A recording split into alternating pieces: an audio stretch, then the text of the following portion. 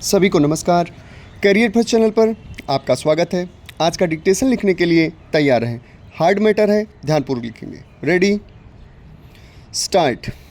विधायिका, कार्यपालिका और न्यायपालिका के अधिकार एक ही संस्था में समाहित हो जाएं तो यह अराजकता को जन्म देगी। न्यायपालिका की चिंता वाजिब है।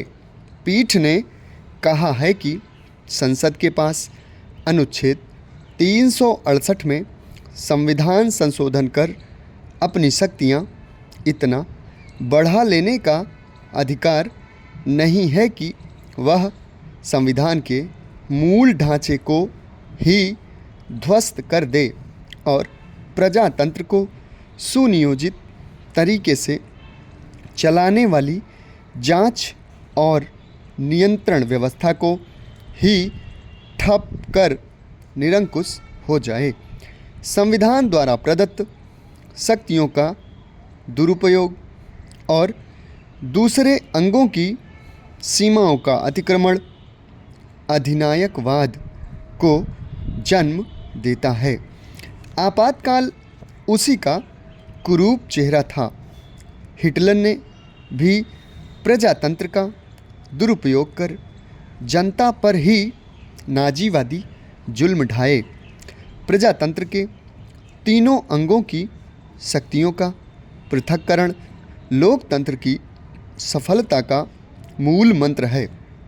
कार्यपालिका, विधायिका और न्यायपालिका की निश्चित सीमाएं और शक्तियां संविधान द्वारा प्रदत्त हैं, परंतु जनता के नाम पर बेलगाम सत्ता का उपभोग करने के लिए 9वीं अनुसूची का दुरुपयोग चोर दरवाजे की तरह ही किया जाता रहा है। स्वाभाविक प्रश्न है कि किसी भी कानून को न्यायपालिका के दायरे से बाहर रखने की आवश्यकता ही क्यों है। इस प्रश्न में ही इसका उत्तर समाहित है कि ऐसा करने वाले इस संभावना से वाकिफ हैं कि उनके निर्णय असंवैधानिक और अन्यायोचित ठहराए जा सकते हैं। बहरहाल, आज़ादी के 60 साल बाद भारत में आज लोकतंत्र एक बड़े अंतर्द्वंद का शिकार है। एक ओर तो यह माना जा रहा है कि वयस्क मताधिकार पर आधारित लोकतांत्रिक व्यवस्था ने आम जन को ऐसी शक्ति दी है जिसमें वे व्यवस्था में अपना दखल बना सकें, तो दूसरी ओर भारत में आर्थिक विभाजन की विषमता और जीवन स्तर में व्यापक विभेद इस तथाकथित लोकतांत्रिक व्यवस्था के यथा स्थितिपरक गैर जिम्मेदारी भरे व्यवहार को साफ स्पष्ट करती है।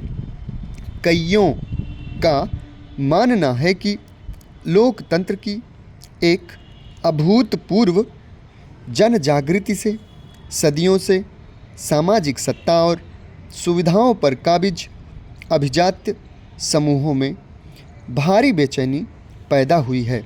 उनकी तरफ से इसे सीमित और नियंत्रित करने की कोशिशें एक पलटवार की शक्ल लेती नज़र आ रही हैं।